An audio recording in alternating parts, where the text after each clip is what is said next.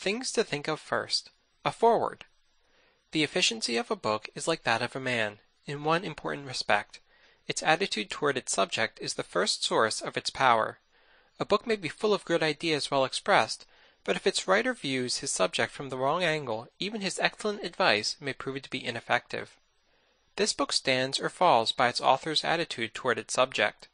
If the best way to teach oneself or others to speak effectively in public is to fill the mind with rules and to set up fixed standards for the interpretation of thought, the utterance of language, the making of gestures, and all the rest, then this book will be limited in value to such stray thoughts throughout its pages as may prove helpful to the reader. As an effort to enforce a group of principles, it must be reckoned a failure, because it is then untrue. It is of some importance, therefore, to those who take up this volume with open mind that they should see clearly at the outstart what is the thought that at once underlies and is builded through this structure. In plain words, it is this. Training in public speaking is not a matter of externals. Primarily, it is not a matter of imitation. Fundamentally, it is not a matter of conformity to standards at all. Public speaking is public utterance, public issuance of the man himself. Therefore, the first thing both in time and in importance is that the man should be and think and feel things that are worthy of being given forth.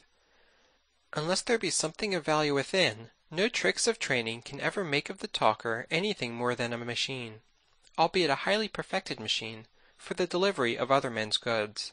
So self-development is fundamental in our plan. The second principle lies close to the first.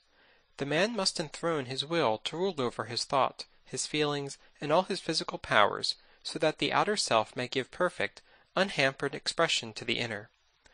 It is futile, we assert, to lay down systems of rules for voice culture, intonation, gesture, and what not, unless these two principles of having something to say and making the will sovereign have at least begun to make themselves felt in the life.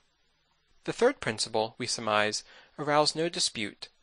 No one can learn how to speak who does not first speak as best he can. That may seem like a vicious circle in statement, but it will bear examination. Many teachers have begun with the how. Vain effort. It is an ancient truism that we learn to do by doing. The first thing for the beginner in public speaking is to speak, not to study voice and gesture and the rest. Once he has spoken, he can improve himself by self-observation or according to the criticisms of those who hear. But how shall he be able to criticize himself? Simply by finding out three things. What are the qualities which by common consent go to make up an effective speaker? By what means at least some of these qualities may be acquired? And what wrong habits of speech in himself work against his acquiring and using the qualities which he finds to be good? Experience, then, is not only the best teacher, but the first and the last, but experience must be a dual thing. The experience of others must be used to supplement, correct, and justify our own experience.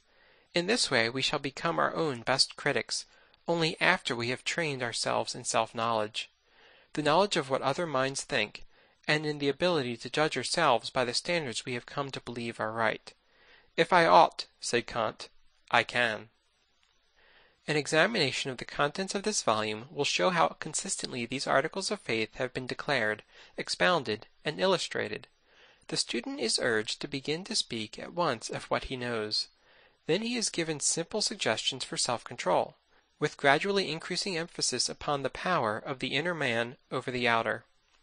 Next, the way to the rich storehouses of material is pointed out, and finally all the while he is urged to speak.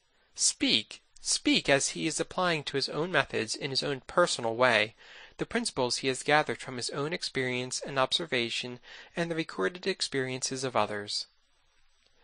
So now at the very first, let it be as clear as light that methods are secondary matters, that the full mind, the warm heart, the dominant will are primary, and not only primary, but paramount, for unless it be a full being that uses the methods, it will be like dressing a wooden image in the clothes of a man. J. Berg Esenwein, Narberth, PA, January 1st, 1915. The Art of Public Speaking. Sense never fails to give them that have it, words enough to make them understood. It too often happens in some conversations, as in apothecary shops, that those pots that are empty or have things of small value in them are as gaudily dressed as those that are full of precious drugs. They that soar too high often fall hard, making a low and level dwelling preferable. The tallest trees are most in the power of the winds, and ambitious men are the blasts of fortune. Buildings have need of a good foundation that lies so much exposed to the weather. William Penn.